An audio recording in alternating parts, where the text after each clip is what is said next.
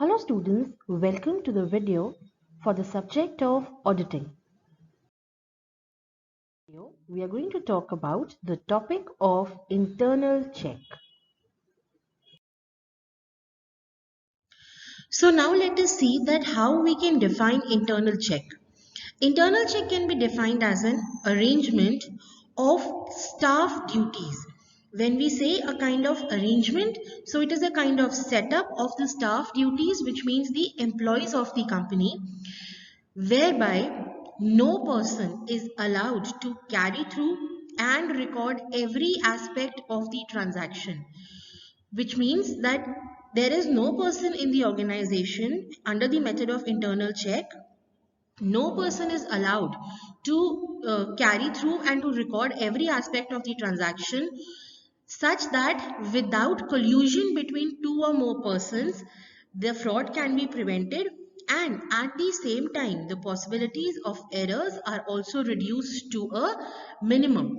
So basically Spicer and Pegler इस definition के through क्या बताना चाह रहे हैं कि internal check क्या है? It is a kind of system in which all the kind of transactions of the organizations या जितना भी accounting work है वो employees के बीच में इस तरीके से बांटा जाता है कि जो भी whatever the work is being done by one employee, or whatever examination, whatever kind of task is done by one employee, all that work is examined independently by another employee.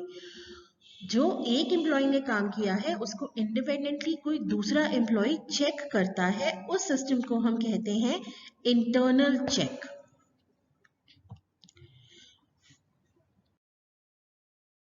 Now, on the basis of few definitions given by different experts, let us try and identify some elements of internal check. The very first element is existence of checks on day-to-day transactions. The regular activities, the day-to-day transactions, they can be checked by the method of internal check. Secondly, the check is to be carried out in a continuous manner as a part of the routine system. It should not be in the manner that it's done once in a month and then maybe it is being done after 6 months. No, it should be carried out continuously as a part of the routine system. Further, the work is divided amongst the employees of the company, and every individual, every staff member is given a specific task to perform in the process of internal check. Further, the work of every staff member, though it is independent, but it is complementary to the work of all the other employees, which means that whatever work is being done by one employee, it is examined independently by any other employee. Now, let's talk about the objectives of internal check. So the first and main objective of internal check is to prevent frauds and errors. So by the method of adopting internal check, the aim is to establish a kind of system so that any kind of fraud becomes impossible to take place in an organization. The second objective of internal check is determination of responsibility.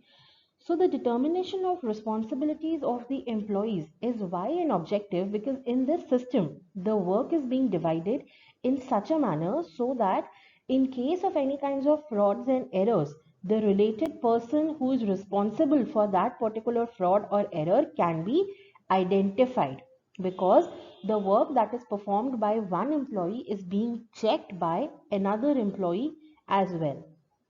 Another objective of internal check is to prevent omissions in accounting. So one of the aim of internal check is to bring about discipline in the accounting so that no transaction is omitted from being recorded in the books of accounts. Another objective of internal check is to increase the efficiency of employees.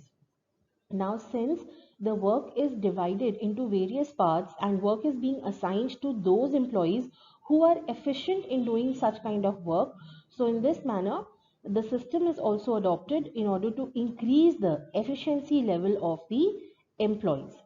Further, Another objective of internal check is quick preparation of final accounts. So the aim of the internal check system is to prepare an organization structure of the accounting department in such a manner that the accounting work can be done in a very efficient manner and in an error-free manner, and at the end of the financial year the final accounts can be prepared as quickly as possible. Last but not the least objective of internal check is to case the audit work. Now, this is very crucial because the internal check system is also adopted, which actually makes the audit work easy. Now, in the organizations where the internal check system is implemented, the auditor can actually resort to test checking method for examination. So if you remember, test checking was a kind of method in which the auditor used to adopt the sampling technique, where auditor was not required to check all the kind of transactions, but auditor used to pick up few transactions from the books of accounts that he assumed would be representative of all the transactions for that particular organization. So if in an organization the internal check system has already been adopted, actually it makes the audit work little easier, and the auditor may adopt the process of test checking also for conducting audit work. So in this video, we talked about the meaning, elements and the objectives of internal check. Thank you everyone for being so patient, and stay tuned for more upcoming video.